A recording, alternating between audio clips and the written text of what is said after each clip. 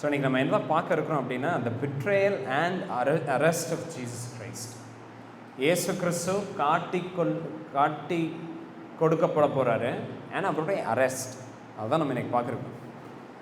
And பாருங்கள், like இதில் நம்ம இந்த 18வது அதிகாரத்தை நம்ம படிக்கிறதுக்கு முன்னாடி நம்ம ஒரு விஷயத்தை வந்து லைக் நம்ம அண்டர்ஸ்டாண்ட் பண்ணிக்கணும். அண்ட் வி மஸ்ட் ரிமெம்பர், நம்ம ஞாபகத்தில் வச்சுக்கணும். என்ன அப்படின்னா, மத்தேயு, மார்க், லூக், இதை மூணையும் வந்து சினாப்டிக் காஸ்பல்னு சொல்லுவாங்க. இந்த 3 சுவிசேஷத்தில் இதே சம்பவத்தை ரெக்கார்ட் பண்ணியிருக்கிறாங்க. மேத்யூ ரெக்கார்ட் பண்ணியிருக்கிறாரு, மார்க் ரெக்கார்ட் பண்ணியிருக்கிறாரு, லூக் ரெக்கார்ட் பண்ணியிருக்கிறாரு. ஜீசஸுடைய அரெஸ்ட்டை வந்து இவங்க 3 பேர் ரெக்கார்ட் பண்ணியிருக்கிறாங்க. ஆனால் அதுக்கும் இந்த நம்ம படிக்க போகிற இந்த 18th சாப்டர் இருக்குது பார்த்தீங்களா, ஜான் சாப்டர் 18க்கும் சில வித்தியாசங்கள் இருக்குது. மறுபடியும் இதில் எந்த முரணும் கிடையாது, எந்த கான்ட்ராடிக்ஷனும் கிடையாது. அதாவது ஜான் என்னடா இவர் ஏதோ கம்ப்ளீட்டாக ஒரு புது கதையை சொல்லியிருக்கிறாரு, அண்ட் இவங்கெல்லாம் வேற ஒரு மாதிரி எழுதியிருக்காங்க, கிடையாது. எந்த முரணுமே கிடையாது. பட் இவங்க 3 பேரும் ஒரு கண்ணில், ஒரு பார்வையில், ஒரு கண்ணோட்டத்தில் இந்த என்டையர் சம்பவத்தையும் பார்த்துருக்குறாங்க. அண்ட் ஜான் வந்து இவர் இன்னொரு ஆங்கிளில் இருந்து அதே ஈவெண்ட்டை வந்து அப்ரோச் பண்ணுறாரு. ஸோ இதை வந்து லைக் நம்ம முதல்ல புரிஞ்சுக்கணும். அதனால் வந்து மத்தேயு, மார்க், லூக் எழுதின சில காரியங்கள் இப்போ நம்ம படிக்க போகிற 18வது அதிகாரத்தில் நம்ம பார்க்க போகிறது கிடையாது. எக்ஸாம்பிளுக்கு என்னென்னா, இவங்க எந்த தோட்டத்தில் ஜெபம் பண்ணியிருந்தாங்க? கெத்செமனே தோட்டத்தில் இயேசு கிறிஸ்துவும் அவருடைய சீஷர்களும் ஜெபிச்சிருப்பாங்க. அதை நம்ம வந்து லைக் இந்த இடத்துல ஜான் வந்து மென்ஷனே பண்ணியிருக்க மாட்டார். ஏன்னா அதே மாதிரி இயேசு கிறிஸ்து வந்து முகங்குப்புற விழுந்து ஜெபிச்சாரு, அவர் தள்ளி போய் ஜெபிச்சாரு, 1 மணி நேரம் கூட ஜெபிக்க முடியாதான், இதெல்லாம் கேட்டிருந்தாரெல்லாம் நம்ம பார்க்குறோம்ல. இதையும் நம்ம ஜான் ரெக்கார்ட் பண்ணுறத நம்ம வந்து பார்க்க மாட்டோம். அதே மாதிரி இந்த யாருடைய காதை வந்து லைக் வெட்டினார் தெரியுங்களா? பேதுரு தான் வெட்டினார்னு யாருமே எழுதியிருக்க மாட்டாங்க. பட் ஜான் அதை எழுதியிருப்பார். யாருடைய காதை வெட்டினாங்கன்னு யாருமே எழுதியிருக்க மாட்டாங்க, ஆனால் ஜான் எழுதியிருப்பார். யோவான் வந்து என்ன எழுதியிருப்பார் அப்படின்னா, மல்குஸுடைய காதை வந்து லைக் வெட்டினார் அப்படின்னு வந்து எழுதியிருப்பார். ஸோ அண்ட் ஜூடாஸ் வந்து முத்தத்தினால காட்டி தந்தாங்கிறத யோவான் எழுதியிருக்க மாட்டார். அது வந்து லைக் மித்த 3 பேரும் எழுதியிருப்பாங்க. ஓகே, ஸோ இதெல்லாம் நம்ம பார்க்குறப்ப நீங்கள் என்ன அண்டர்ஸ்டாண்ட் பண்ணணும்னா, ஜான் வந்து ஒரு கான்ட்ராடிக்டரி, ஒரு முரணான ஒரு அக்கௌண்ட்டை வந்து தரல. இவங்க 3 பேரும் மிஸ் பண்ணின இல்லை, இவங்க 3 பேர்த்த விட ஒரு வித்தியாசமான ஒரு ஆங்கிளை வந்து அவர் தரார். ஆனால் அது என்ன ஆங்கிள்? ஜான் இங்கே நம்மளைய என்ன பார்வையில் அதை பார்க்க வந்து எழுதிட்டு இருக்கிறார், அதை நம்ம அண்டர்ஸ்டாண்ட் பண்ணிங்க. பாருங்க, ஜான் இந்த யோவான் சுவிசேஷத்தை எழுதுறப்ப அவருக்கு ஒரு ஒரு எய்ம் இருந்துச்சு, ஒரு அப்ஜெக்டிவ் இருந்துச்சு. Gospel according to John. அவர் எழுதுனதுக்கு ரீசன் என்ன தெரியுங்களா? நிறைய காரியம் நடந்துச்சு, அவர் நிறைய காரியங்களை எழுதலை. நான் எப்படி சொல்கிறேன்? ஏன்னா அவரே சொல்லியிருக்காரு. யோவான் 20வது அதிகாரத்தை நீங்கள் எடுத்துக்கோங்களேன். ஜான் சாப்டர் 20 verse 30 பாருங்க. இந்த புஸ்தகத்தில் எழுதியிராத வேறு அநேக அற்புதங்களையும் இயேசு தமது சீஷர்கள் முன்பாக செய்தார். ஓகே, இந்த புஸ்தகத்தில் ஆனால் அவர் எழுதலை. ஏன் எழுதலை? ஏன்னா ஜான் ஒரு பர்டிகுலர் ஆங்கிளில் ஜீசஸை நமக்கு காட்டிகிட்டு இருக்கிறார். அண்ட் எதெல்லாம் அந்த ஆங்கிளில் வந்து லைக் செட் ஆகாமல் இருக்குதோ அது எல்லாத்தையும் அவர் வந்து ஸ்கிப் பண்ணிட்டார். அண்ட் என்ன ஆங்கிளில் நம்மளை பார்க்க விரும்புகிறார் ஜீசஸை ஜான்? என்ன ஆங்கிளில் தெரியுங்களா? இயேசு கிறிஸ்துவை நம்ம தேவனுடைய குமாரனாக பார்க்கணும். இதுதான் ஜான் வந்து அவருடைய என்டையர் புக்கில் ட்ரை பண்ணிட்டு இருக்கிறார். That we see Jesus as the Christ. இயேசு வந்து நம்ம எப்படி பார்க்கணும்? as a son of God. And இந்த கண் பார்வையில் நம்ம அவரை பார்க்கறதுக்காக அவர் வந்து இந்த சுவிசேஷத்தை எழுதியிருக்கிறாரு. இதில் பதியப்பட்டிருக்கிற எல்லா இன்ஃபர்மேஷனுமே அந்த விதத்தில் தான் அவர் வந்து எழுதி நமக்காக வச்சிருக்கிறார். பாருங்க, அதுதான் verse 31 பாருங்க, 20வது அதிகாரம் 31வது வசனத்தில் அவர் என்ன சொல்றாருன்னு பாருங்க. இயேசு தேவனுடைய குமாரனாகிய கிறிஸ்து என்று நீங்கள் விசுவாசிக்கும்படியாகவும் விசுவாசித்து அவருடைய நாமத்தினாலே நித்திய ஜீவனை அடையும்படியாகவும் இவைகள் எழுதப்பட்டிருக்கிறது. ஓகே, ஸோ ஜானுடைய பாயிண்ட் வந்து ரொம்ப கிளியர். மேத்யூ எதுக்கு தெரியுமா எழுதினார் அவருடைய காஸ்பலை? இயேசு கிறிஸ்து ராஜாவாக இருக்கிறார், தாவீதனுடைய குமாரனாக இருக்கிறார் அப்படிங்கிறத யூதர்கள் புரிஞ்சு கொள்ளும்படி மேத்யூ வந்து அதை எழுதினார். மார்க் ஏன் அவருடைய சுவிசேஷத்தை எழுதினார்னா, இயேசு கிறிஸ்து தேவனுடைய ஊழியக்காரனா தேவனுடைய ஊழியத்தை செய்யறதுக்கு விரைந்து எல்லாத்தையும் செய்கிறவராக இருக்கிறாரு அப்படிங்கிறத லைக். ஸோ மேத்யூ என்ன எழுதுறாரு? John like Jesus as a king of Jews. இந்த ஆங்கிளை தான் நம்ம புரிஞ்சுக்கணும்னு மேத்யூ எழுதுறாரு. மார்க் எதுக்கு எழுதுறாருன்னா Jesus as a servant of God, தேவனுடைய ஊழியக்காரனா இருக்கிறாருங்கிறத நம்ம புரிஞ்சுக்கணுங்கிறதுக்காக மார்க் எழுதுறாரு. லூக் எதுக்கு எழுதினார் அப்படின்னா he is trying to show Jesus as the son of man. ஆதாமிலிருந்து வந்து வரும் இயேசு கிறிஸ்துவை வந்து இயேசு கிறிஸ்துவோடைய பிறப்பை வந்து ஆதாமுடைய டைமிலிருந்து வந்து அவர் ட்ரேஸ் பண்ணியிருப்பார் லூக். அண்ட் லூக் அங்கே என்ன ட்ரை பண்ணுறாருன்னா இயேசு கிறிஸ்து மனுஷ குமாரனாக இருக்கிறாருங்கிறத ப்ரூவ் பண்ணுறதுக்கு தான் அவர் அந்த காஸ்பிள் எழுதினார். அண்ட் ஜான் இங்கே என்ன எழுதி ட்ரை பண்ணிட்டு இருக்கிறாருன்னா he is trying to show us that Jesus is the Son of God. Okay? That's what he is trying to show us.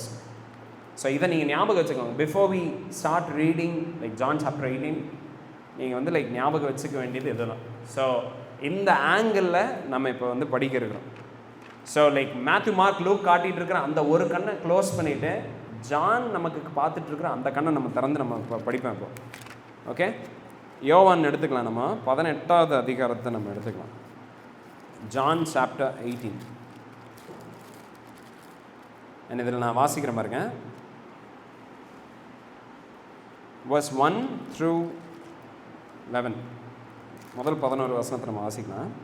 இயேசு இவைகளை சொன்ன பின்பு தம்முடைய சீஷர்களுடைய கூட கெத்ரோன் என்னும் ஆற்றுக்கு அப்புறம் போனார். அங்கே ஒரு தோட்டம் இருந்தது, அதிலே அவரும் அவருடைய சீஷரும் பிரவேசித்தார்கள். இயேசு தம்முடைய சீஷர்களுடனே கூட அடிக்கடி அங்கே போயிருந்தபடியினால் அவரை காட்டிக் கொடுக்கிற யூதாசும் அந்த இடத்தை அறிந்திருந்தான். யூதாஸ் போர்ச்சேவரின் கூட்டத்தையும் பிரதான ஆசாரியர் பரிசேயர் என்பவர்களால் அனுப்பப்பட்ட ஊழியக்காரரையும் கூட்டிக் கொண்டு பந்தங்களோடும் தீவட்டிகளோடும் ஆயுதங்களோடும் அவ்விடத்திற்கு வந்தான். இயேசு தமக்கு நேரிடப் போகிற எல்லாவற்றையும் அறிந்து எதிர்கொண்டு போய் அவர்களை நோக்கி, யாரை தேடுகிறீர்கள் என்றார். அவருக்கு அவர்கள் பிரதியுத்தரமாக, நசரேயனாகிய இயேசுவை தேடுகிறோம் என்றார்கள். அதற்கு இயேசு, நான் தான் என்றார். அவரை காட்டிக் கொடுத்த யூதாசும் அவர்களுடனே கூட நின்றான். நான் தான் என்று அவர் அவர்களிடத்தில் சொன்ன உடனே அவர்கள் பின்னிட்டு தரையிலே விழுந்தார்கள். அவர் மறுபடியும் அவர்களை நோக்கி, யாரை தேடுகிறீர்கள் என்று கேட்டார். அவர்கள் நசரேயனாகிய இயேசுவை தேடுகிறோம் என்றார்கள். இயேசு பிரதியுத்தரமாக, நான் தான் என்று உங்களுக்கு சொன்னேனே, என்னை தேடுகிறதுண்டானால் இவர்களை போக விடுங்கள் என்றார். நீர் எனக்கு தந்தவர்களில் ஒருவனையும் நான் இழந்து போகவில்லை என்று அவர் சொல்லிய வசனம் நிறைவேறத்தக்கதாக இப்படி நடந்தது. அப்பொழுது சீமோன் பேதுரு தன்னிடத்திலிருந்து பட்டயத்தை உருவி பிரதான ஆசாரியனுடைய வேலைக்காரனை வலது காதர வெட்டினான். அந்த வேலைக்காரனுக்கு மல்குஸ் என்று பெயர். அப்பொழுது இயேசு பேதுருவை நோக்கி, உன் பட்டயத்தை உரையிலே போடு, பிதா எனக்கு கொடுத்த பாத்திரத்தில் நான் பானம் பண்ணாதிருப்பேனோ என்றார். ஸோ ஜீசஸுடைய அரெஸ்ட் அண்ட் பிட்ரேயலுடைய ஃபர்ஸ்ட் 11 verses நம்ம பார்க்குறோம். ஓகே, ஸோ பாருங்கள், முதல் வசனம் என்ன சொல்லுது? இயேசு இவைகளை சொன்ன பின்பு. ஸோ ஜீசஸுடைய ப்ரேயரை நம்ம லாஸ்ட் வீக் நம்ம பார்த்தோம். அண்ட் இயேசு வந்து பாருங்கள், அந்த என்டையர் டே இருக்குல்ல, அந்த டேபிளில் அவர் டைம் ஸ்பெண்ட் பண்ணி ஜெபம் பண்ணது, இதெல்லாம் நடந்தது என்னைக்கு தெரியுங்களா? Thursday தான் இதெல்லாம் நடக்குது. வியாழக்கிழமை இதெல்லா காரியமும் நடக்குது. அண்ட் வியாழன் நைட் மிட் நைட் இப்போ நம்ம படிச்சுட்டு இருக்கிற டைமில் வந்து வியாழன் மிட் நைட்டில் இருக்கிறோம்.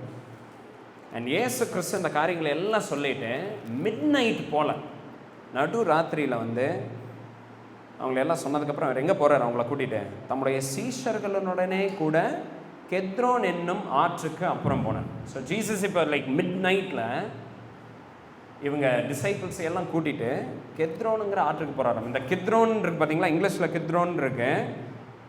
இது வந்து ஆறுங்கிறப்ப நம்ம நினைக்கிற மாதிரி காவேரி, கங்கா, யமுனா மாதிரி லைக் ஒரு பெரிய ஆறு கிடையாது. இது ஒரு சின்ன ப்ரூக்குக்கு என்ன சொல்லுவாங்க, ஓடைன்னு சொல்லுவாங்க. அண்ட் இந்த ஓடை வந்து எதோட கனெக்ட் ஆகிருக்கு அப்படின்னா, ஜெருசலேம் டெம்பிள் இருக்குது பார்த்தீங்களா, எருசலேம் தேவாலயம், அதோட வந்து லைக் கனெக்ட் ஆகி அதோட ஒட்டி போகிற ஒரு ஓடை தான் இது.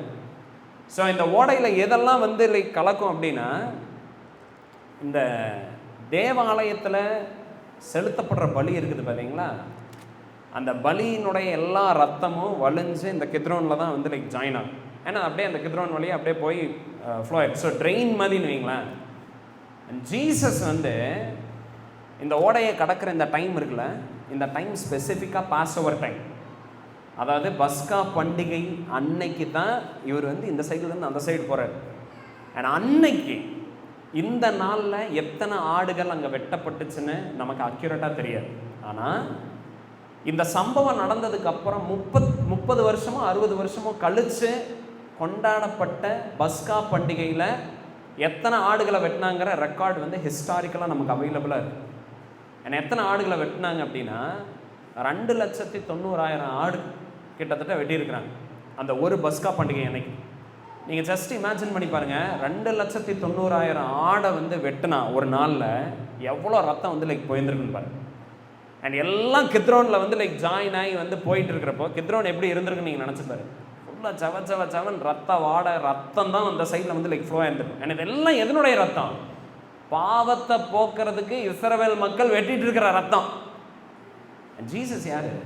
யோவான் வந்து என்ன சொல்றாரு, 1 அதிகாரம் 29வது வசனத்துல, இந்த பலி எல்லாம் பாவத்தை கழுவுமா? கழுவ. அண்ட் ஜான் ஜீசஸை பார்த்து அவர் என்ன சொல்றாருன்னா, உலகத்தின் பாவத்தை சுமந்து தீர்க்கிற தேவ ஆட்டுக்குட்டின்னு ஜீசஸை பார்த்து சொன்னார் பார்த்தீங்களா. ஜீசஸ் இத்தனை பலிகள் செலுத்த முடியாத, அதனால நிவர்த்தி பண்ண முடியாத, அதனால கழுவ முடியாத பாவத்தை கிறிஸ்து இப்போ செலுத்த போறாரு. ஏன்னா அவர் இந்த ஆற்றை கடந்து போறாரு. ஸோ லைக் இந்த பலின்றத எல்லாத்தையும் பார்க்குறாரு. This is not going to save anybody. Okay, no amount of sacrifice can cleanse a person. எவ்வளோ ரத்தம் சிந்தினாலும் ஒரு மனுஷனுடைய பாவம் கழுவப்படாது. யாருடைய ரத்தம் சிந்தினாலும் பாவம் கழுவப்படாது. ஜீசஸ் அதை அப்படியே கடந்து அந்த சைடு போறாரு. ஓகே, இப்போ எங்கே போறாரு? அவர் ஆற்றுக்கு அப்புறம் போனார். அங்கே ஒரு தோட்டம் இருந்தது. இவ்வளோதான் வந்து லைக் இந்த இடத்துல வந்து ஜான் வந்து மென்ஷன் பண்ணுறாரு. அங்கே ஒரு தோட்டம் இருந்துச்சு அப்படின்னு. என்ன தோட்டம் இருந்துச்சு? தோட்டத்தினுடைய பேர் என்ன? நம்ம வேற காஸ்பல் படித்தா நமக்கு தெரியும். அது என்ன தோட்டம் அப்படின்னா கெத்செமனே தோட்டம். கெத்செமனேங்கிறதுனுடைய அர்த்தம் என்ன அப்படின்னா ஆலிவ் பிரஸ். ஸோ ஏன் அந்த பேர் அப்படின்னா, அந்த இடத்துல வந்து ஒலிவ மரத்தினுடைய ஆலிவ் ஆயிலை வந்து அங்கே ப்ரெஸ் பண்ணுவாங்க, செக்கு மாதிரி. ஏன்னா அந்த இடத்துல வந்து ஒலிவ எண்ணெயை வந்து லைக் அவங்க எடுப்பாங்க. லூக் மட்டும் அந்த இடத்த என்ன சொல்கிறாருன்னா மவுண்ட் ஆஃப் ஆலிவ்ஸுங்கிறார். அதாவது ஒலிவ மலை அப்படின்னு அவர் சொல்கிறார். ஸோ லைக் இப்போ நம்ம பார்க்குறப்ப என்னடா ஒலிவ மலைன்னு போட்டிருக்குது, அண்ட் இங்கே நம்ம பார்க்குற கெத்செமனே தோட்டம்னு பார்க்குற ரெண்டு வேறு அக்கௌண்ட் ஆனால் கிடையாது. ஒரு மலைக்கு பேர் தான் ஒலிவ மலை. அந்த ஒரு ஒலிவ மலையில் ஒரு பிரைவேட் கார்டன் இருக்குது. அந்த மலையில் ஒரு சின்ன ஒரு தோட்டம் இருக்குது. அந்த தோட்டத்துக்கு பேர் தான் கெத்செமனே தோட்டம். ஸோ ஜீசஸ் வந்து ஒலிவ மலைக்கு தான் போனார். லூக் வந்து பொய் சொல்லலை. அண்ட் மார்க் லூக்கும் வந்து மார்க்கும் மத்தையும் உண்மை தான் சொல்கிறாங்க. என்ன சொல்கிறாங்க? அவர் கெத்செமனே தோட்டத்தில் இருந்தார். அண்ட் இங்கே ஜானும் உண்மை தான் சொல்கிறாரு. அவர் என்ன சொல்கிறாரு? அவர் ஒரு தோட்டத்துக்கு போனான்னு இருக்கு பார்த்தீங்களா. இது எல்லாமே உண்மை தான். அண்ட் இது எல்லாம் ஒரே இடத்த தான் குறிக்குது. கெத்செமனே தோட்டத்தை வந்து குறிக்குது. ஓகே, ஸோ அங்கே போகிறாங்க. ஏன் அங்கே போகிறாரு? அங்கே என்ன போட்டிருக்குதுன்னு பாருங்கள். இந்த 18வது அதிகாரம் 1வது வசனம், அங்கே ஒரு தோட்டம் இருந்தது, அதிலே அவரும் அவருடைய சீஷரும் பிரவேசித்தார்கள். லைக் என்ன லைக் எதை நம்ம இங்கே பார்க்கணும்? எதை பார்க்கணும்னா பாருங்கள், லூக் 9வது அதிகாரத்தில் 58வது வசனம் நம்ம பார்த்தோம்னா, ஒருத்தன் வந்து லைக் ஜீசஸை பார்த்து என்ன சொல்கிறாருன்னா, Jesus I want to follow you, நான் உங்களை வந்து பின்தொடர விரும்புகிறேன், I want to come after you அப்படின்னு வந்து ஒரு somebody who is attracted to Christ comes and tells that to Jesus Christ. and அதுக்கு இயேசு கிறிஸ்துவோட ரெஸ்பான்ஸ் என்ன அப்படின்னா, அதற்கு இயேசு நரிகளுக்கு குழிகளும் ஆகாயத்து பறவைகளுக்கு கூடுகளும் உண்டு, மனுஷகுமாரனுக்கோ தலை சாய்க்க இடமில்லை என்றார் அப்படின்னு சொல்லி இருக்கு. ஸோ ஜீசஸ் வந்து அவருடைய என்டையர் லைஃப்பில் அவருக்குன்னு ஒரு பெர்மனன்ட் பிளேஸ் ஆஃப் ரெசிடென்ஸ், ஒரு கம்ஃபர்டபுள் பிளேஸ் ஆஃப் ரெசிடென்ஸ் இருந்தது கிடையாது. அதுதான் அவர் இங்கே சொல்கிறார். அண்ட் சும்மா ஏதோ ஒரு போயட்டிக்காக இருக்கிறதுக்கு, ஏதோ ஒரு பஞ்ச் லைன் மாதிரி இருக்கிறதுக்கு வந்து அங்கே வந்து அவர் சொல்லலை. லூக் 9வது அதிகாரத்தில் he truly meant these words. உண்மையாலுமே அவருக்கு தலை சாய்க்க இடம் இல்லை. எங்கே போயிருந்தார் அவர்? ஸோ எங்கே போய் அவர் வந்து லைக் அவருடைய டைமை ஸ்பெண்ட் பண்ணார்னா இந்த கெத்செமனே தோட்டத்துக்கு. ஸோ எப்போல்லாம் Jerusalem வராரோ he will go and stay in the garden of Gethsemane. அங்கே தான் அவர் போய் அவருடைய டைமை வந்து ஸ்பெண்ட் பண்ணுவார். ஸோ அவருக்குன்னு ஒரு தனி இடம் கிடையாது. ஸோ அது ஒரு ப்ரைவேட் ப்ராப்பர்ட்டி. அவங்கக்கிட்ட சாவி வாங்கிட்டு அவர் அங்கே போயிடுவார். அண்ட் அங்கே தான் டிசைபிள்ஸோட நடக்கிற எல்லா ஹார்ட் டு ஹார்ட் கான்வர்சேஷன்ஸும் அங்கே தான் நடக்கும். ஸோ இயேசு கிறிஸ்து வந்து க்ரௌட்ஸை எல்லாம் டீச் பண்ணி அனுப்பிச்சுட்டதுக்கப்புறம் இவர் எங்கே போயிடுவார்னா இவர் இங்கே போயிடுவார். அண்ட் டிசைபிள்ஸ், அவருடைய க்ளோஸ் டிசைபிள்ஸ், அவர் ரொம்ப நேசிக்கிற அவருடைய சீஷர்களை அங்கே கூட்டிகிட்டு போய் தான் அவங்களுடைய கேள்விகளுக்கு பதில் சொல்லுவார், அவங்களுக்கு சொல்லித் தருவார், அவங்களுக்கு இருக்கிற லைக் ஏன்னா அவங்களுக்கு என்கரேஜ்மெண்ட். அண்ட் ஜீசஸோடைய ப்ரைவேட் பிளேஸ். ஓகே, அண்ட் அவர் வந்து லைக் அங்கே தான் வந்து இருப்பார். ஸோ எனிபடி, அவங்களுடைய சீஷர்கள் யார் எல்லாத்துக்கும் என்ன தெரியும்னா, இயேசு கிறிஸ்துவை நம்ம பர்சனலாக போய் பார்க்கணுன்னா கெத்செமனே தோட்டத்தில் தான் போய் பார்க்கணும். இது வந்து லைக் அவருடைய அட்ரஸ் மாதிரி. எப்படி நான் சொல்கிறேன்? 2வது வசனம் பாருங்களேன், 18வது அதிகாரம் 2வது வசனம் என்ன சொல்லியிருக்கும் பாருங்க. இயேசு தம்முடைய சீஷர்களோட கூட அடிக்கடி போயிருந்தபடியினால், புரியுதா? ஸோ அந்த இடத்துக்கு தான் அவர் அடிக்கடி போகிறார். he goes very often to that place with the disciples. சீஷர்களோட அடிக்கடி போகிற அது இடமா இருந்ததுனால அவரை காட்டி கொடுக்கிற யூதாஸுக்கு அந்த இடம் வந்து நல்லா தெரிஞ்சிருந்துச்சு. ஸோ ஜூடஸ் வந்து காட்டி கொடுக்குறப்ப கூட ஜீசஸை எங்கேயும் தேட தேவையில்லை. அவர் எங்கே இருப்பார்னு அவனுக்கு தெரியும். ஏன்னா அவர் கெத்செமனே தோட்டத்தில் தான் இருப்பார். ஸோ பாயிண்ட் என்ன அப்படின்னா, ஜீசஸ் ஏன் கித்ரோனை எல்லாம் கடந்து சீஷர்களை எல்லாம் கூட்டிகிட்டு கெத்செமனே தோட்டத்துக்கு போனார்னா, because that's where he used to pray, meditate. That's why he used to spend time with his disciples. And ஜூடஸுக்கு இந்த இடம் நல்ல ஃபெமிலியரான இடம். அப்படின்னா என்ன அர்த்தம்? இயேசுவும் யூதாஸும் அநேக டைமை, ரொம்ப நிறையா ப்ரைவேட் மொமெண்ட்ஸை ஷேர் பண்ணியிருக்கிற ஒரு இடம்.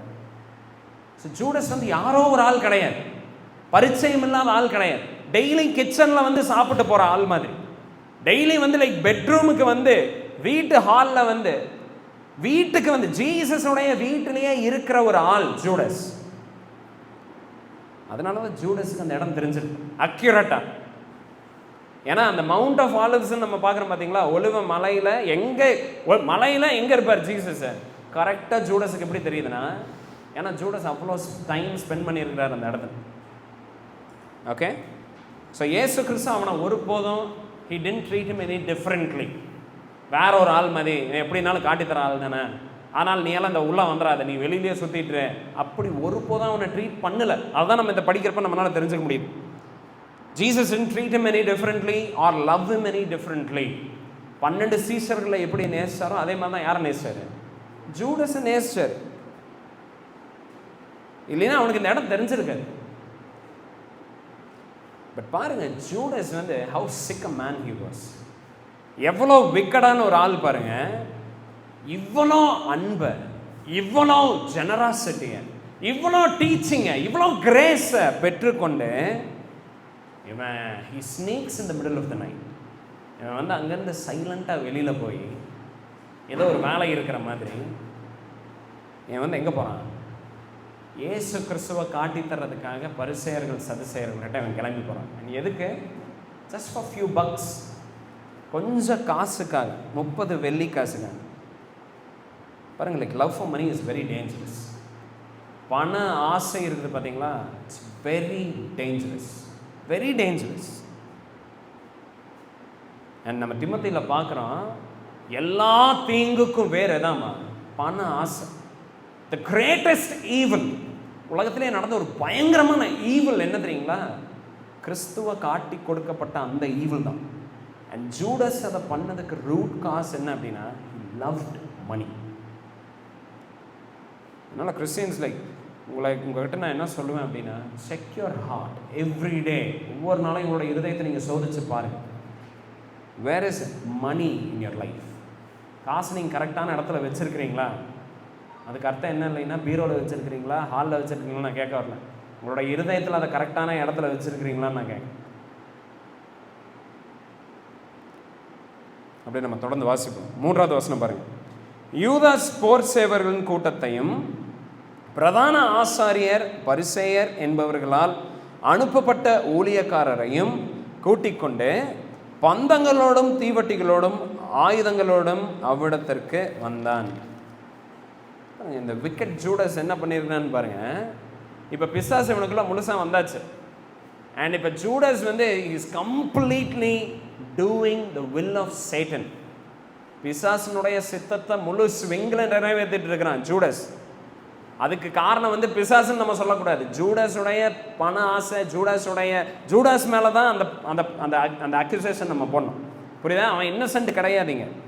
நம்ம என்ன பண்ணுறான்னா, எந்த அளவுக்கு கிறிஸ்துவை அரெஸ்ட் பண்ணி ஆகணும், இந்த நைட் வந்து ஹீ ஷுட் பி க்ரூசிஃபைட், அவர் கண்டிப்பாக சிலுவையில் அறையப்படணுங்கிறதுல ஜூடாஸ் எந்த அளவுக்கு இன்வெஸ்டடாக இருந்தான் அப்படின்னா, எந்த அளவுக்கு டிட்டர்மைண்டாக இருந்தானா, இவன் போய் சீஃப் ப்ரீஸ்ட் கிட்ட, அங்கே இருக்கிற வந்து லைக் ஆயக்காரர்கள்கிட்ட ஆசாரியர்கள்ட்ட எல்லாம் போய் இயேசு இங்கே தான் இருக்கிறாரு, ஏன்னா அவர் தப்பிச்சு போகாத மாதிரி எனக்கு ஒரு டீம் அனுப்பிச்சுடுங்க அப்படின்னு சொல்லி கேட்டு வாங்கிட்டு வந்து வரான். இதில் அந்த வார்த்தை போட்டிருக்குது பார்த்தீங்களா, போர் சேவகரின் கூட்டம். அதனுடைய வேர்டு க்ரீக்கில் வந்து என்ன அப்படின்னா ஸ்பியரான்னு சொல்லி ஒரு வேர்டு வந்து யூஸ் பண்ணப்பட்டிருக்கு. இந்த ஸ்பியராங்கிற வேர்டில் அது வந்து ஒரு ரெஜிமெண்ட் மாதிரின்னு வைங்களேன். எனக்கு என்ன வேர்டு யூஸ் பண்ணுறதுன்னு தெரியல. ஒரு ஸ்பியரால் வந்து 300 to 600 போர் சேவகர்கள் இருப்பாங்க. ஸோ ஜீசஸை வந்து அரெஸ்ட் பண்ணுறதுக்கு he takes in with him hundreds of men. நூற்றுக்கணக்கான போர் சேவகர்களை கூட்டிட்டு ஜூடஸ் வந்து லைக் வந்துட்டு இருக்கிறான். அவனுடைய ஹார்ட்டில் என்ன ஒரு வெனம் இருந்திருக்குன்னு பாரு. ஜஸ்ட் ஏதோ போட்டு தந்துட்டு ஏதோ ரெண்டு பேர் வந்தாங்க, உங்களை அரெஸ்ட் பண்ணியிருக்கிறோம் வாங்கன்னு சொல்லி ஜீசஸ் அந்த மாதிரி அரெஸ்ட் பண்ண ஒரு பெரிய டீம். ஏதோ பெரிய சாதாரண ஏதோ கூட்டம் கிடையாது, ஒரு பெரிய டீம் ஆஃப் சோல்ஜர்ஸ். எல்லாம் வந்து லைக் 300 சோல்ஜர்ஸ் ஒரு இடத்துல. நீங்கள் வந்து லைக் ரீசெண்டாக எந்த அரெஸ்ட்டை வந்து நீங்கள் பார்த்துருக்குறீங்க? தமிழ்நாட்டில் வந்து ஒரு ரீசெண்ட் அரெஸ்ட், ஃபார் எக்ஸாம்பிள் அவர் டாக்டர் கருணாநிதியை வந்து அரெஸ்ட் பண்ணாங்க, இல்லை டாக்டர் ஜெயலலிதா வந்து அரெஸ்ட் பண்ணாங்க. அந்த சூழ்நிலை எப்படி இருந்துச்சுன்னு தெரியுங்களா? மிட் நைட்டில் தான் அரெஸ்ட் பண்ணாங்க. ஏன்னா லைக் வெரி இன்ஃப்ளூயன்ஷியல் பீப்புள். ஏடிஎம்கேக்காரங்க டிஎம்கேக்காரங்க சைக்கு வந்து லைக் பண்ணிடக்கூடாது, எந்த கமோஷன் லா அண்ட் ஆர்டர் பிரச்சனை வந்துடக்கூடாது. அதனால் அரெஸ்ட் எந்த டைமில் இருந்துச்சு? மிட் நைட்டில்.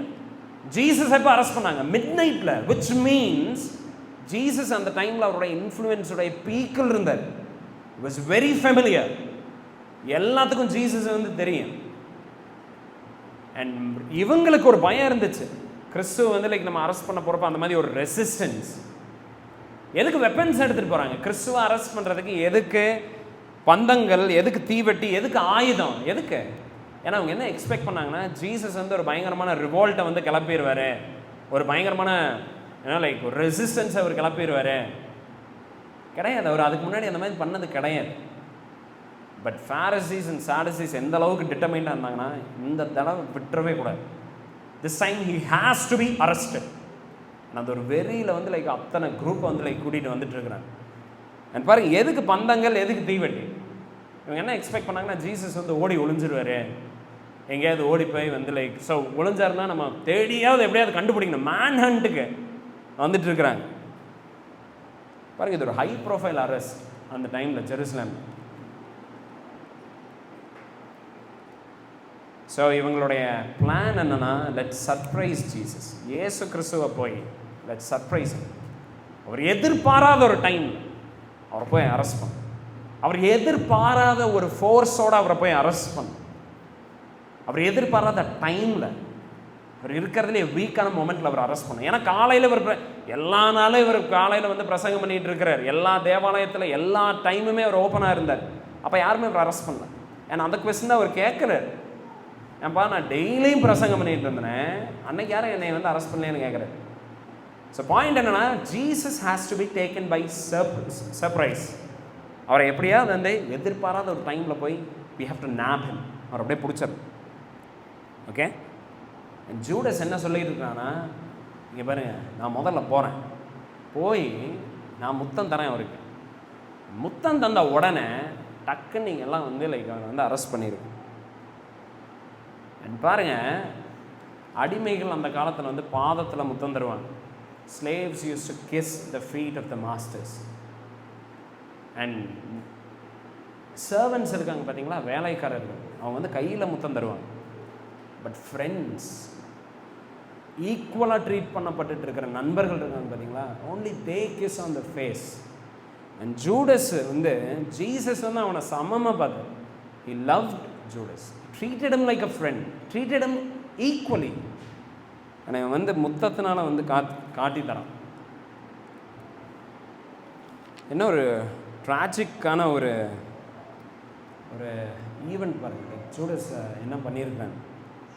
ஜீசஸ் லூக் 22:48 கேட்குறாரு, யூதாஸே முத்தத்தினால மனுஷகுமாரனை காட்டி கொடுக்குறாயா அப்படின்னு வந்து அவர் கேட்குறாரு. ஸோ எனிவே, ஜான் 18 4வது வசனத்தை நம்ம வாசிக்கலாம். பாருங்கள் அதுக்கப்புறம் என்ன ஆகுது. இயேசு தமக்கு, ஸோ ஓகே, இப்போ இவங்க என்ன பிளானு, ஜீசஸை சர்ப்ரைஸ் பண்ணோம். அவர் எதிர்பார்க்காத மாதிரி அவர் போய் அரெஸ்ட் பண்ணோம். அவர் எதுவும் பண்ணிடாத மாதிரி, அவர் ஓடி ஒளிஞ்சிருவார், அவர் ஏதாவது ரெசிஸ்ட் பண்ணுவார், இதெல்லாம் நினச்சிட்டு இவங்க வந்து வந்துட்டு இருக்கிறாங்க. Jesus on the other hand, அவருடைய மைண்ட் செட் என்னவா இருந்துச்சு. 4th verse பாருங்க. இயேசு தமக்கு நேரிட போகிற எல்லாவற்றையும் அறிந்து எதிர்கொண்டு போய், ஸோ இங்கே பாருங்க என்ன ஆகுதுன்னு பாருங்க. இவங்கெல்லாம் சர்ப்ரைஸ் பண்ண நினச்சி வந்துட்டு இருக்கிறாங்க. பட் அவங்க என்ன அவங்களுக்கு தெரியலனா, ஜீசஸ் இஸ் காட், அவர் தேவனாக இருக்கிறார். He cannot be surprised. அவருக்கு ஏதோ புதுசாக போய் நம்ம அவரை வந்து ஷாக் பண்ண முடியாது. அண்ட் ஜீசஸ் வந்து he knew all that was about to take place. He was born for this. அவர் பிறந்ததே இதுக்கு தான். அவர் பூமியில் வந்ததே இந்த நாளுக்காகத்தான். இந்த அவர் என்னுடைய நேரம் இன்னும் வரவில்லைன்னு சொல்லிட்டே இருக்கிறார் பார்த்தீங்களா. He was waiting for this hour. So இவங்கெல்லாம் நினச்சிட்டு இருக்கிறாங்க இதெல்லாம் வந்து லைக் நம்ம பிளான் பண்ணி இவரை போய் அரெஸ்ட் பண்ணுறேன்னு கிடையாது. Jesus was aware. பிதாவினுடைய திட்டத்தில் இதெல்லாம் இருக்குது. He knew it. ஓகே, பாருங்கள் ஜீசஸோடைய அப்ரோச் பாருங்கள். இப்போ என்ன ஆகுதுன்னு, அவர் எல்லாத்தையும் அறிஞ்சிருந்ததுனால அவர் ஓடி ஒளிஞ்சிட்டாரு. அறிஞ்சதுனால அவர் ஒரு நாள் முன்னாடியே ரூமை வந்து வேறு இடத்துல வந்து ஷிஃப்ட் பண்ணிட்டாரு, தோட்டத்தை வேறு இடத்துக்கு மாற்றிட்டாரு. கிடையாது. அவர் என்ன பண்ணார், எதிர்கொண்டு போய் அவர்களை நோக்கி யாரை தேடுகிறீர்கள் என்றார். என்ன ஒரு டெரிஃபிக்கான ஒரு ஒரு ஒரு போல்ட்னஸ் பாருங்கள். தப்பு பண்ண ஓடி ஒளிவாங்க, புரியுதா? அவங்க தானே ஓடி ஒளிவாங்க. யாராவது தப்பு பண்ணால் நம்ம கான்சியஸ் கிளியராக இல்லை, அப்போ தான் வந்து லைக் ஓடி ஒளிவாங்க. அப்போ தான் வந்து இப்போ பாருங்கள், திடீர்னு உங்களை அரெஸ்ட் பண்ண ஒரு 600 பேர் ஆயுதத்தோடு வந்துட்டு இருக்காங்கன்னா நமக்கு எப்படி இருக்கும்? தப்பே பண்ணலினா கூட என்னடா லைக் என்ன பிரச்சனை, சரி எதுக்கும் இப்போ முதல்ல ஒளிஞ்சிருவோம், அப்புறம் நம்ம பார்த்துக்கலாம். நம்ம மைண்டில் எவ்வளோ ஓடும். Jesus vent boldly.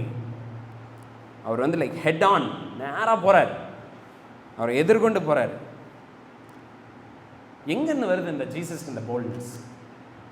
உங்களுக்கு இந்த போல்ட்னஸ் வரணும்னா கிறிஸ்டியன்ஸ் நம்ம we are called to live boldly. நம்ம பயந்து வாழ்கிறதுக்கு ஆண்டவர் நம்மளை அழைக்கிறது கிடையாது. He calls us to live courageously in this world. கிறிஸ்டியன்ஸாக நம்ம போல்டாக வாழணும்னா what should we do? ஏசு என்ன பண்ணார் தெரியுங்களா? அவருடைய என்டையர் வாழ்க்கையில் பிதாவினுடைய சித்தத்தை செய்கிறது தான் அவருடைய போஜனமாக இருந்துச்சு. Because of which he feared no man.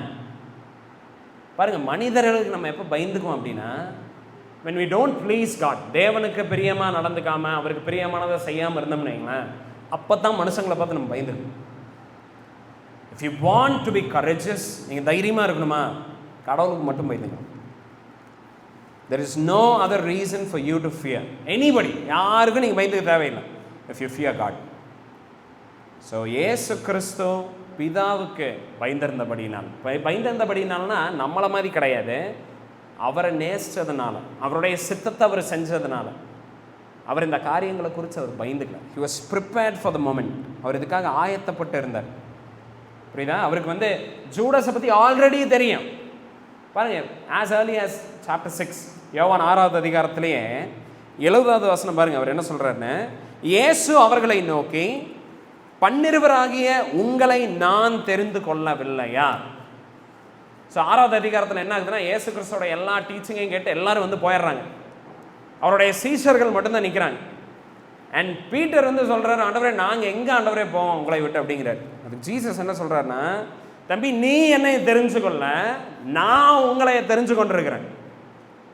Okay, உங்களுக்குள்ளும் ஒருவன் பிசாசா இருக்கிறான் என்றார். எப்போ? சாப்டர் 6லயே அவர் சொல்லிடுறாரு, நான் உங்களை தெரிஞ்சிருக்கிறேன், நான் உங்களை தெரிஞ்சுக்கிட்டாலும் உங்களில் ஒருத்தன் பிசாசா இருக்கிறாங்கிறார். யாரை குறித்து அவர் சொல்கிறாரு? 71வது வசனம் போட்டிருக்குது. he was talking about Simon Iscariot. சீமோன் ஸ்காரியோத்தை பற்றி ஜீசஸ் 6வது அதிகாரத்திலே வந்து லைக் அவர் வந்து ப்ரெடிக்ட் பண்ணுறாரு, ஜூடாஸ் ஸ்காரியோத்தை பற்றி. ஸோ ஜீசஸ் வந்து லைக் ஜூடாஸுடைய பிட்ரேலை பார்த்து ஷாக் ஆகலை. அஃப்கோர்ஸ் அவர் ஷாக் ஆகிறாரு ஒரு சென்ஸில். அப்படின்னா லைக் மனிதர்களாக நம்ம ஷாக் ஆகிற மாதிரி. ஆனால் அவருக்கு இதை பற்றி அறியாமல் கிடையாது, அவர் வேதனை அடைகிறாரு வந்து. பட் சர்ப்ரைஸ் ஆகலை, ஆஸ்ன்னு அவருக்கு தெரியாமல் அவர் எதிர்பார்க்காம ஏதோ நடந்துச்சு அந்த மாதிரி கிடையாது. மறுபடியும் ஜீசஸ் ஷாக் ஆனாருங்கிற வார்த்தையை நான் யூஸ் பண்ண மாட்டேன். பட் ஜஸ்ட் நீங்கள் என்ன நான் இங்கே சொல்லுவேன் அப்படின்னா, he knew it, he knew what was coming. Judas என்ன பண்ண போகிறாங்கிறத குறித்து he was well aware. Okay, so in verse 5 பாருங்க. அப்புறம் என்ன ஆகுது? அவர்கள் பிரதியுத்தரமாக நசரேயனாகிய இயேசுவை தேடுகிறோம் என்றார். ஸோ அவங்க எல்லாம் வராங்க, ஜீசஸை காட்டித்தர்றாரு ஜூடாஸு. ஆண்டவருக்கு இதெல்லாம் ஆல்ரெடி தெரிஞ்சிருக்கு. அண்ட் இவரும் போய் நேரிட்டு போய் என்ன கேட்குறாருன்னா, யாரை தேடுறீங்கன்னு கேட்குறாரு. ஓகே, யாரை தேடு? இப்போ எல்லாமே ஜீசஸுக்கு தெரிஞ்சிருந்துச்சுன்னா அப்புறம் ஏன் இந்த கேள்வி கேட்குறாரு? அப்புறம் ஏன் இயேசு கிறிஸ்து வந்து யாரை தேடுறீங்கன்னு கேட்குறாரு? ஏன் கேட்குறாரு தெரியுங்களா? ஜஸ்ட்டு நம்ம ஃபியூ மினிட்ஸில் நம்ம அதை பார்ப்போம். பட் verse 5க்கு அப்படியே நம்ம வரலாம். ஸோ அவங்க வந்து கேட்குறாங்க, அண்ட் ஜீசஸ் கேட்ட கொஸ்டினுக்கு அவங்க ஆன்சர் பண்ணுறாங்க. என்ன ஆன்சர் பண்ணுறாங்க? நசரேயனாகிய இயேசுவை தேடுகிறோம் அப்படின்னு வந்து அவங்க சொல்கிறாங்க. அதற்கு இயேசு நான் தான் என்றார். இந்த நான் தானுங்கிற வார்த்தை இருக்குல்ல, மோசஸுக்கு தேவன் தன்னை வெளிப்படுத்தினப்ப யூஸ் பண்ண அதே வேர்டை ஜீசஸ் இங்கே யூஸ் பண்ணுறார். ஐ ஆம் அப்படிங்கிற. அவரை காட்டி கொடுத்த யூதாஸும் அவர்களோட நிற்கிறார். இப்போ பாருங்கள், உலகத்தோட யூதாஸ் இப்போ நின்றுட்டு இருக்கிறான் ஜீசஸுக்கு எகெயின்ஸ்டா, which is a dangerous place to be in. ரொம்ப ஆபத்தான இடம் எது தெரியுங்களா? இயேசு கிறிஸ்துவுக்கு விரோதமாக உலகத்தோட நிற்கிறது தான். அண்ட் ஜூடாஸ் இப்போ அங்கே நின்றுட்டு இருக்கிறான். அண்ட் ஜீசஸ் சொல்கிறாரு நான் தான் அப்படிங்கிறாரு. அண்ட் சொன்ன உடனே என்ன ஆகுது? நான் தான் என்று அவர்களிடத்தில் சொன்ன உடனே அவர்கள் பின்னிட்டு தரையில் விழுந்தார்கள். பாருங்கள், ஒரு ட்ரமாட்டிக்கான ஒரு பயங்கரமான ஒரு சம்பவம் நடக்குது. அண்ட் ஜீசஸோட க்ளோரி அந்த இடத்துல ஒரு ஸ்பிளிட் செகண்டில் ரிவீல் ஆகுது. அண்ட் இருந்த 600 பேரும் they fall on the floor. அவங்க அப்படியே தரையில் விழுந்துடுறாங்க. பாருங்க, இவங்கெல்லாம் வந்து இவங்களுடைய வெப்பன்ஸை வச்சு ஜீசஸை பிடிக்கலாம்னு நினச்சாங்க. இப்போ ஜீசஸுடைய word fall to destroy everyone. World can do nothing to Christ. உலகம் கிறிஸ்துவ ஒன்றுமே பண்ண முடியாது. உலகத்தினுடைய எல்லா வல்லமை, அந்தகாரத்தினுடைய எல்லா இருள், அதனுடைய எல்லா இந்த பவர் இருக்குது பார்த்தீங்களா, can do nothing to a Christian. கிறிஸ்தவனை ஒன்றுமே பண்ண முடியாது. And Jesus just பேசினார், he spoke. and எல்லாம் தரையில் படுத்துட்டு இருக்கிறாங்க, ஆயுதத்தோட தீப்பந்தத்தோட லைக் அந்த டார்ச்சர்ஸோட வந்து கீழே கிடக்குறாங்க. ஐசாயா 11வது அதிகாரம் 4வது வசனம் பாருங்க என்ன சொல்லுதுன்னு, பூமியை தமது வாக்கின் கோலால் அடித்து தமது வாயின் சுவாசத்தினால் துன்மார்க்கரை சங்கரிப்பாராம். இதுதான் ஆண்டவரை பற்றி ஐசாயால நம்ம பார்க்கணும். By the breath of his mouth, அவருடைய வாயிலிருந்து வர அந்த பிரெத் இருக்கு பார்த்தீங்களா, அதில் அவர் வந்து லைக் பூமியை வந்து அடிக்கிறாராம். That's all it takes. And தெசலோனியர் பாருங்க, 2 தெசலோனிக்கேயர் 2வது அதிகாரம் 8வது வசனம் என்ன சொல்லுதுன்னு, நீக்கப்படும் போது அந்த அக்கிரமக்காரன் வெளிப்படுவான், அவனை கர்த்தர் தம்முடைய வாயின் சுவாசத்தினாலே அழித்து தம்முடைய வருகையின் பிரசனத்தினாலே நாசம் பண்ணுவார். ஸோ பிசாசு கடைசி காலத்தில் ஒரு மனுஷனுக்குள்ள முழுசாக இறங்கி அவனுடைய எல்லா சத்தத்தையும் நிறைவேற்றுவான். ஆனால் அந்த நபரை ஆண்டவர் அவருடைய சுவாசத்தினால, கர்த்தர் தம்முடைய வாயின் சுவாசத்தினால அழிப்பாராம். And something similar happened in Gethsemane. Gethsemane தோட்டத்தில் இவங்கெல்லாம் வந்தாங்களே, ஜீசஸுடைய வேர்ட், அவருடைய க்ளோரி அந்த இடத்துல வந்து அவங்க எல்லாத்தையும் வந்து like it just knock them down. எல்லாம் கீழே விழுந்துட்டாங்க.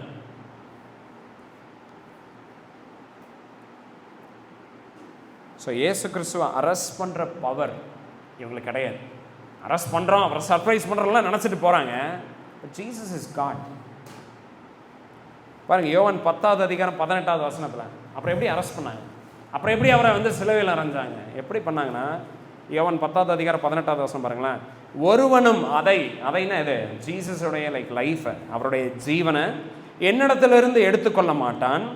நானே அதை கொடுக்கிறேன், அதை கொடுக்கவும் எனக்கு அதிகாரம் உண்டு, அதை மறுபடியும் எடுத்துக்கொள்ளவும் எனக்கு அதிகாரம் உண்டுங்கிறார்.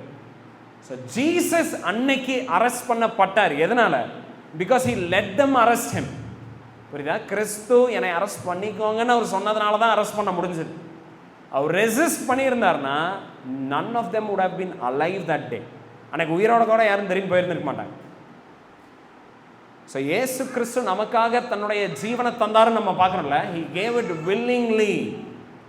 அவர் தன்னுடைய சுய விருப்பத்தில் பாவிகளை நேசிச்சு, ஃபோர்ஸ் பண்ணப்பட்டு கிடையாது, வேற வழியே இல்லாமல் கிடையாது. அவர் நம்மளை நேசிச்சு தம்முடைய ஜீவனை தந்தார். there was no compulsion. and இயேசு கிறிஸ்துவை விட பவர்ஃபுல்லாக இருந்தாங்க இந்த 600 பேர், அதனால அரெஸ்ட் பண்ணாங்க கிடையாது. ஜீசஸ் அன்னைக்கு அந்த வேலைக்காக அவர் காத்திருந்தார். ஏன்னா அன்னைக்கு பிதாவினுடைய சித்தம் இவர் வந்து அரெஸ்ட் பண்ணப்படுறது. ஏன்னா அதுக்கு தன்னை ஒப்பு கொடுத்தார். That's why he was arrested. Okay. So அந்தகார வல்லமை, இந்த பில்லி சூனியம் ஓட்டுறது கிறிஸ்டியன்ஸுக்கு, அப்புறம் பிசாசு விரட்டுறது, இந்த பிஸ்னஸே தேவையில்லை கிறிஸ்டியன்ஸுக்கு. கிறிஸ்துவுக்குள்ள ஒருத்தன் இருக்கிறான் அப்படின்னா பாருங்க, இந்த ஃபோர்ஸஸுக்கெல்லாம் பவரே கிடையாது. லைக் நம்ம வந்து நிறைய இடத்துல நம்ம வந்து பார்த்துட்டு இருக்கிறோம். கிறிஸ்டியன்ஸ்ன்னு சொன்னதுக்கப்புறம் உங்களுக்கு ஜெனரேஷனல் கட்டு இருக்குது அப்படிம்பாங்க. உங்களுக்கு வந்து அதனது முன்னோர்களுடைய கட்டு, பிசாசனுடைய கட்டு, அப்புறம் உங்களுக்கு யாரோ மந்திரம் வச்சுட்டு போயிட்டாங்க. இப்படி நல்லா இந்த கிறிஸ்டியன்ஸாக நம்ம இருக்கிறோன்னா we need not be afraid of all those things. யார் இப்போ என்ன மந்திரம் நமக்கு போட்டுட்ருக்குறாங்க, கண்ணு வச்சுட்டு இருக்கிறாங்களா நம்மக்கிட்ட, யாராவது வந்து நமக்கு வந்து லைக் வெத்தலையில் வந்து மைய தேய்ச்சிட்டு இருக்கிறாங்களா, இதை பற்றிலாம் நம்ம கவலைப்படாங்க. புரியுதா? ஏன்னா அதுக்கு இட் ஹாஸ் நோ பவர். அதனால தான் நம்ம பார்க்குறோம்ல இந்த வசனம், இஸ்ரவேலுக்கு விரோதமாக குறி சொல்லவும் இல்லை, எந்த மந்திரமும் இல்லை. ஸோ லைக் ஆண்டவர் நம்மளுடைய ப்ரொடெக்ஷனாக இருக்கிறார். ஜீசஸை அன்னைக்கு உலகத்தில் இருக்கிற எல்லா force, Roman power, like Jewish people, like அந்த கான்ஸ்பிரசி எல்லாம் எழுப்பி அவங்கெல்லாம் வந்து அரெஸ்ட் பண்ண போகிறப்ப எப்படி அன்னைக்கு ஒன்றும் அவங்களால பண்ண முடியலையோ, அதே மாதிரி கிறிஸ்தவர்களுடைய வாழ்க்கையிலையும் தேவனை தாண்டி அவரை மிஞ்சி நம்மளை தொட முடியாது. அதனால தான் வந்து லைக் நம்ம பார்க்குறோம், like keep me as the apple of the ஐஸ்ன்னு நம்ம சண்டே கிளாஸோட ஒரு பியூட்டிஃபுல்லான சாங் நம்ம பாடுறோம்ல. சங்கீதம் 17 Psalm 17:8. ஸோ அதில் நம்ம பார்க்குறோம், ஆண்டவர் நம்மளை கண்ணின் மணி போல வச்சிருக்கிறாருன்னு நம்ம பார்க்குறோம்ல. இந்த விதத்தில் தான் nothing can befall a Christian.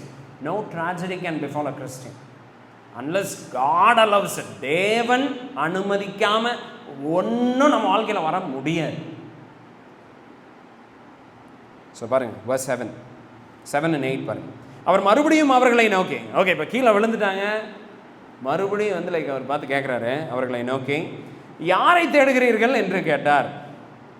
அவர்கள் நசரேயனாகிய இயேசுவை தேடுகிறோம் என்றார்கள். இப்போ இவர் தான் ஆக்சுவலாக வந்து இது நடத்திட்டு இருக்கிறாரு, இன்ட்ரோகேஷன். ஓகேவா? இவங்கெல்லாம் என்ன நினச்சாங்கன்னா, ஜீசஸை பிடிச்சி நம்ம அவரை போட்டு ட்ரில் பண்ணலாம், கேள்வி கேட்கலாம் அப்படின்னு. பட் இவர் நின்றுட்டு இருக்கிறார், எல்லாம் உளுந்துருக்கிறாங்க. யாரப்பா தேடுறீங்கன்னு மறுபடியும் கேட்குறாரு. நசரேயனாகிய இயேசுவை தேடுகிறோம்னு மறுபடியும் சொல்கிறாங்க. இயேசு பிரதியுத்தரமாக. ஸோ மறுபடியும் ஏன் கேட்குறாரு? இயேசுக்கு எல்லாமே தெரியும். செகண்ட் டைம் மறுபடியும் கேட்குறாரு, ஏன் கேட்குறாரு? 8th verse பாருங்க. இயேசு பிரதியுத்தரமாக, நான் தான் என்று உங்களுக்கு சொன்னேனே, என்னை தேடுகிறது உண்டானால் இவர்களை போக விடுங்கள் என்றார். ஏன் கேட்டார் தெரியுங்களா? 2 தடவை. இப்போ ஜீசஸ் வந்து அவங்க கிட்ட என்ன கேட்குறாருன்னா, உங்களுக்கு யாரை அரெஸ்ட் பண்ண பெர்மிஷன் இருக்கு? 2 தடவை கேட்குறேன், யார் அரெஸ்ட் பண்ண பெர்மிஷன் இருக்கு? ஜீசஸ் ஆஃப் நாசரேத்தை தான் அப்படிங்கிறாங்க. 2வது தடவை கேட்குறேன், யார் அரெஸ்ட் பண்ண பெர்மிஷன் இருக்கு? ஜீசஸ் ஆஃப் நாசரேத்தை தாங்கிறார். கரெக்ட். அப்போ என்னை மட்டும் நீங்கள் தொடங்க, என்னை மட்டும் அரெஸ்ட் பண்ணுங்க. உங்களுக்கு வாரண்ட் வந்து என்னை அரெஸ்ட் பண்ணுறதுக்கு மட்டும்தான், இவங்க யாரையும் தொடறதுக்கு கிடையாது, இவங்க எல்லாத்தையும் போகணும். ஸோ ஏன் ஜீசஸ் 2 தடவை கேட்டது தெரியுங்களா? To protect his disciples from the arrest. அன்னைக்கு நைட்டு சீஷர்கள் மேலே யாருமே கை வைக்காத மாதிரி இருக்கிறதுக்காக இயேசு கிறிஸ்து இந்த கேள்வி 2 தடவை கேட்டார். ஏன் அன்னைக்கு அரெஸ்ட் பண்ண விடல? ஏன் இந்த கேள்வி நமக்கு வரணும்னா, பாருங்க, அன்னைக்கு அரெஸ்ட் பண்ண விடல ஜீசஸ். ஆனால் கொஞ்சம் வருஷம் கழிச்சு இவங்க எல்லாருமே அரெஸ்ட் ஆகுறாங்க, எல்லாத்தையும் வந்து தலை வெட்டி கொள்றாங்க, பயங்கரமான பெர்சிக்யூஷனை சந்திக்கிறாங்க. ஏன் ஜீசஸ் அன்னைக்கு அப்படி ஒரு ப்ரொடெக்ஷன், அதுக்கப்புறம் வந்து இவங்களை பற்றி கண்டுக்காத மாதிரியான ஒரு நிலைமை அவங்களுக்கு ஏன் பாருங்க, அடுத்த வசனத்தை நம்ம பார்க்கலாம். 9வது வசனம் பாருங்க. என்னன்னா, நீர் எனக்கு தந்தவர்களில் ஒருவனையும் நான் இழந்து போகவில்லை என்று அவர் சொல்லிய வசனம் நிறைவேறத்தக்கதாக இப்படி நடந்தது.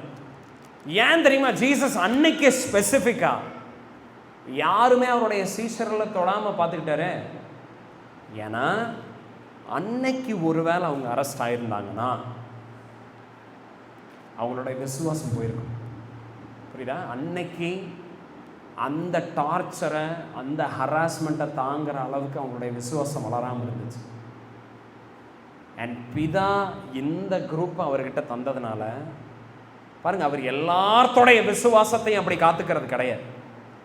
யாரையெல்லாம் பிதா குமாரன்கிட்ட ஒப்பு கொடுத்தாரோ அவங்களுடைய விசுவாசம் தொலைஞ்சு போகாம, அது எந்த விதத்திலையும் ஷேக் ஆகாத மாதிரி கிறிஸ்து அதை பார்த்துக்குவார்.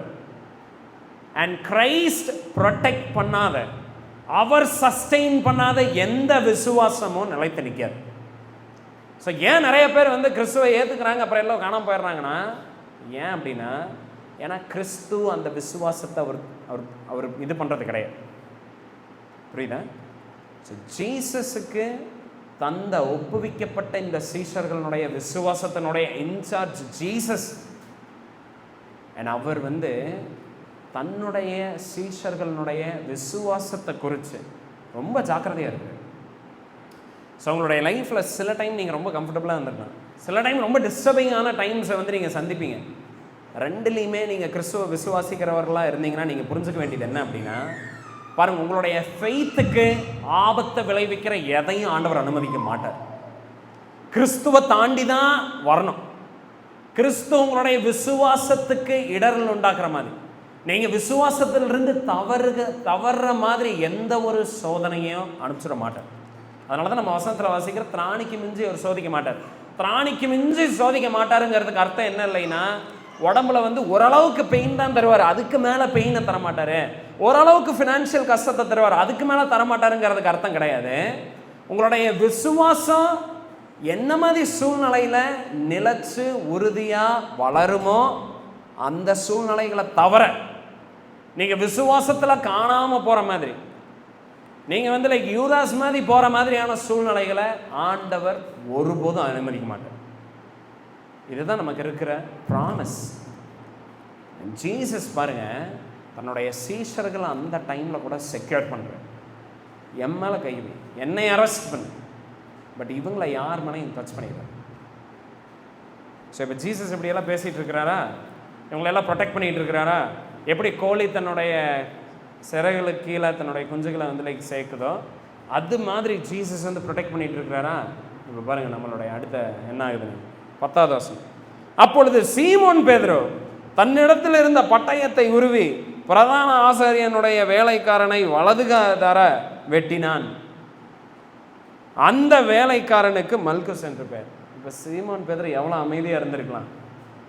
ஜீசஸ் எனக்காக பேசிகிட்டு இருக்கிறார்.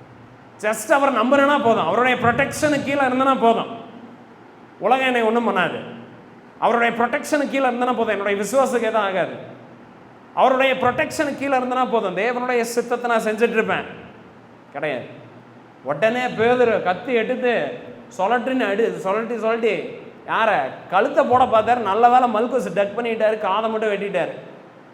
பாருங்க, கிறிஸ்டியன்ஸை ஃபூலிஷாக நம்ம பண்ணுறது நிறைய டைம்ஸ் என்னன்னா, we don't trust, we don't rely upon God's word.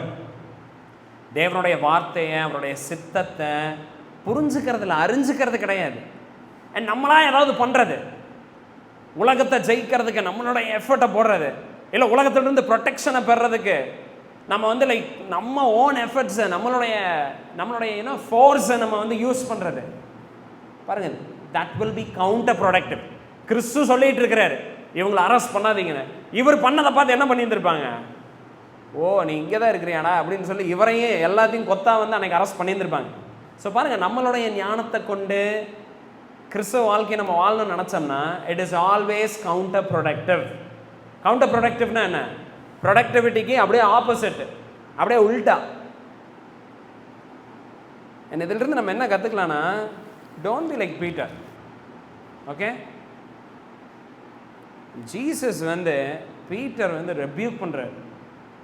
Like மத்தேயு 26:52 பீட்டரை பார்த்து சொல்கிறாரு, பட்டயத்தை எடுக்கிறவன் பட்டயத்தினால் அழிவாங்கிறார். ஓகே, ஜீசஸ் வந்து வார்ன் பண்ணுறாரு, பீட்டர் கையையும் காலையும் வச்சுட்டு கம்முன்று, நான் பேசிகிட்டு இருக்கிறேன், நீ எதையும் பண்ணி கெடுத்துடாத, உன் வேலை என்னவோ அதை பாருங்கிற மாதிரி ஒரு ஸ்ட்ராங் ரெபியூக் வருது. அதுக்கப்புறம் பாருங்கள், அவருடைய கிரேஸ் எக்ஸ்டெண்ட் ஆகுது. என்ன பண்ணுறாரு? வெட்டப்பட்ட அந்த மல்குஸனுடைய காதை எடுத்து நம்ம லூக் 22:51 வாசிக்கணும். அவருடைய ஃபைனல் ஹீலிங்கை வந்து பெர்ஃபார்ம் பண்ணுறாரு. எதுக்கு அதை பண்ணுறாரு?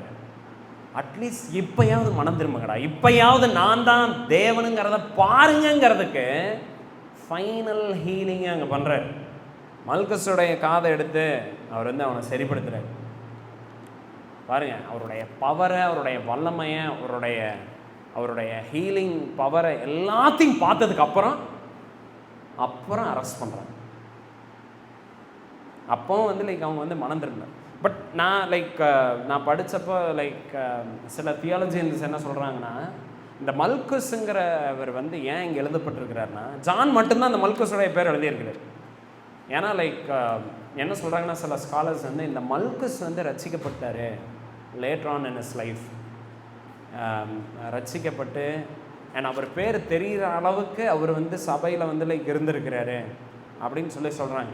கண்டிப்பாக எனக்கு தெரிஞ்சு இருந்திருக்கும், நானும் வந்து ஐ வுட் அக்ரி.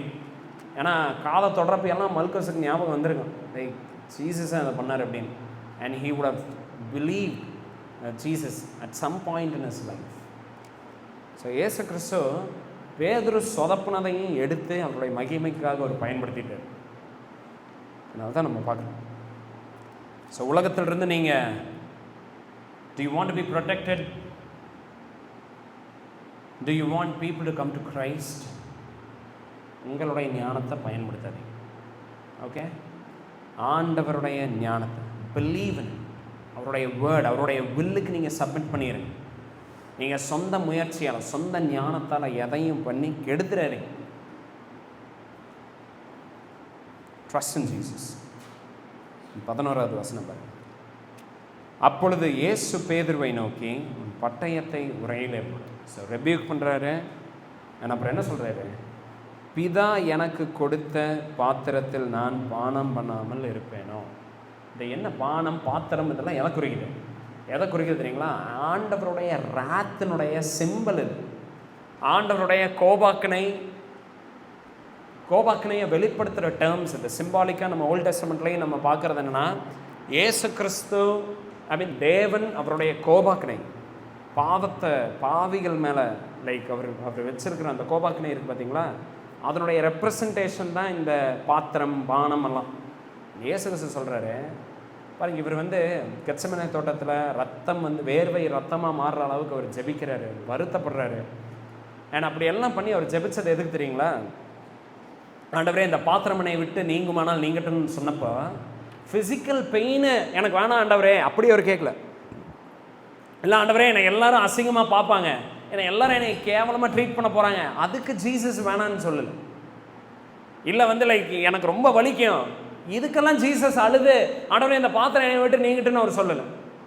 அவர் மீன் பண்ணது என்ன அப்படின்னா, பாருங்கள், இயேசுவுக்கும் குமாரனுக்கும் தேவனுக்கும், ஆண்டவராகிய பிதாவாகிய ஆண்டவருக்கும் இருந்த அந்த உறவில் பாருங்கள், அவங்களுக்குள்ள என்னைக்குமே பிதாவை துக்கப்படுத்தினது குமாரன் கிடையாது, குமாரனை வந்து பிதா துக்கப்படுத்தினது கிடையாது. அவங்களுக்குள்ள அப்படிப்பட்ட ஒரு அந்யோன்யம், ஒரு ஐக்கியம், ஒரு அன்பு, எல்லா விதமான ஒரு சமாதானம், சந்தோஷம் இருந்துச்சு.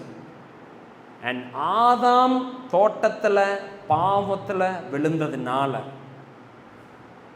என்ன ஆச்சு அப்படின்னா, அந்த பாவம் உலகத்துக்கு வந்துச்சு பார்த்தீங்களா, நம்மளை பாதிச்சது பார்த்தீங்களா, நம்மளைய காப்பாற்றுறதுக்காக கிறிஸ்து கெத்செமனே தோட்டத்தில் ரெண்டாவது ஆதாமா அதை வந்து மறுபடியும் வந்து ஹி ரெக்டிஃபைஸ் அவர் அதை மாத்துறார். அதுக்கு என்ன பண்ணுறாருன்னா, ஆதாம் மேலையும் அவனுடைய குமாரர்கள் மேலே, அவனுடைய டிசண்டன்ஸ் மேலே விழுக வேண்டிய அந்த ஆக்கினையினுடைய பாத்திரத்தை ஆண்டவரை நான் பாருங்க. அண்ட் ஜீசஸுக்கு அதுதான் கஷ்டமாக இருந்துச்சு. ஏன்னா அதை தேவனோட இருக்கிற உறவை வந்து அது பிரிக்கும்.